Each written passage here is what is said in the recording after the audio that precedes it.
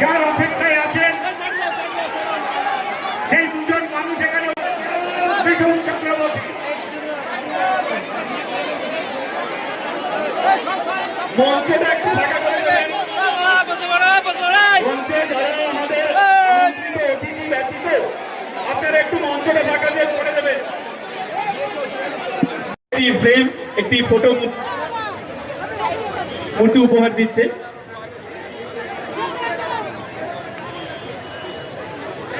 হরিগুরুজানের একটি ছবি মাননীয় সাংসদ মিঠুন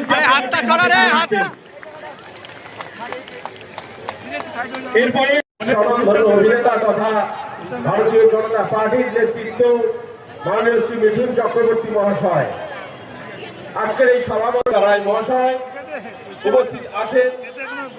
এই কল্যাণী বিধানসভার জেলার বিভিন্ন নেতৃত্ব সকলকে ভারতীয় জনতা পার্টির পক্ষ থেকে গৈরিক অভিনন্দন এবং শুভেচ্ছা জানিয়ে সংকল্প গ্রহণ করতে হবে যে এই পশ্চিমবঙ্গের বুকে যে তৃণমূল কংগ্রেস নামক সরকারের একটা অপশাসন, আপনারা যে সুশাসন কাকে বলে সেটা আপনারা দেখতে পাবেন। আজকে সারা ভারতবর্ষ জুড়ে সেখানে আপনারা দেখেছেন কিভাবে সুশাসন প্রতিষ্ঠিত হয়েছে এবং পরিকাঠামোর দিক থেকে কিভাবে উন্নয়ন ঘটেছে। খেয়ে গেছে তার থেকে পশ্চিমবঙ্গবাসী মুক্তি পেতে চাইছে। আজকে আপনারা দেখেছেন এই মুখ্যমন্ত্রী বলে চলেছেন এই এসআইআর যেটা মূলত এই পশ্চিমবঙ্গে থেকে যারা অন্তর্ভুক্তকরণের যে বিষয় সেটা ভারতীয় জনতা পার্টি অর্থাৎ ভারতের প্রিয় সাংসদ মন্ত্রী শ্রী শান্তনু ঠাকুর মহাশয় আমাদের নেতা জননেতা অভিনেতা শ্রী মিঠুন চক্রবর্তীকে সম্বর্ধিত করছেন ফুলের স্তবক দিয়ে। আপনারা একটু করতালির মাধ্যমে স্বাগত জানান। এই মুহূর্তে আমাদের জেলা সভাপতি শ্রী বিকাশ ঘোষ মহাশয় রাধা কৃষ্ণের মূর্তি দিয়ে মিঠুন চক্রবর্তীকে সম্বর্ধিত করছেন। মন্ডল এখন মহাপুরুষকে সম্বর্ধনা করছেন ফুলের স্তবক দিয়ে।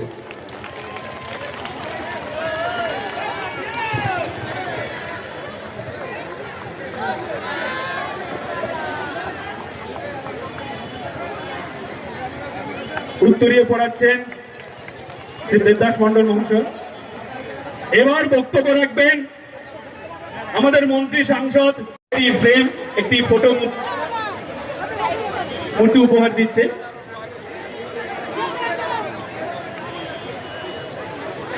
হরিগুরুজানের একটি ছবি মাননীয় সাংসদ মিঠুন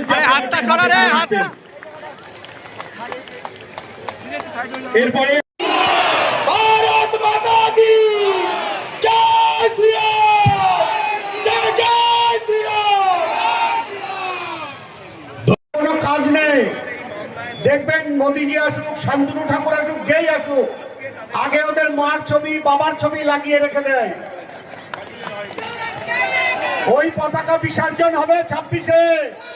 ভারত মাতা কি আরো জোরে যাতে আওয়াজে পতাকা খুলে পড়ে যায়, দুহাত তুলে ভারত মাতা কি, ভারত মাতা কি জয় শ্রীরাম, জয় শ্রীরাম। আজকে কল্যাণী বিধানসভা